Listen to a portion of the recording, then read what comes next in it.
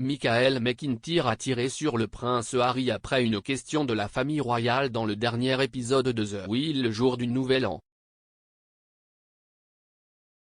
Le comédien et animateur a été rejoint par d'autres célébrités telles que Laura Whitmore, Mr Motivator et Matt Baker dans l'édition spéciale du jeu télévisé anarchique de la BBC. Michael a reçu des réactions choquées de la part des joueurs lorsqu'il a critiqué la décision du prince Harry et de Meghan Markle de quitter la famille royale. Dans le populaire jeu questionnaire, les joueurs sont appelés au hasard et un expert célèbre est invité à les aider avec certaines questions. Au début de chaque manche, on demande au concurrent quel invité il veut éviter avant que la roue ne tourne. Le diffuseur et ancien politicien Gilles Brandrett était sur place en tant qu'expert royal du dernier épisode. La candidate Jess a choisi la présentatrice Harvey comme la célébrité qu'elle voulait éviter, mais pas avant que Michael ne se soit faufilé dans un coup risqué contre le prince Harry.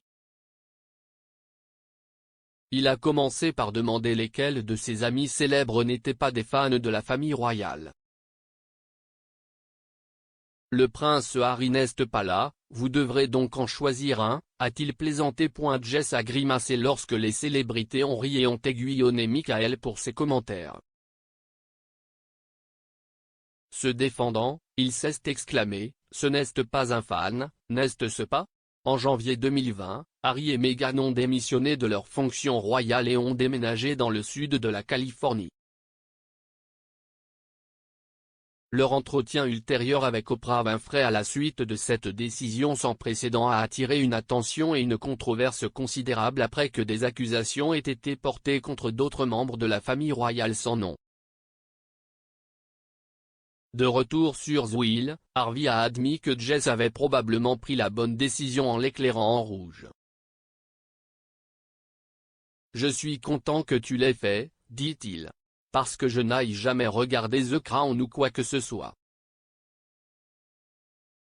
Je n'aille aucune idée. Bonne décision. » Michael a ensuite plaisanté, Harvey ne sait même pas que The Crown est basé sur une histoire vraie.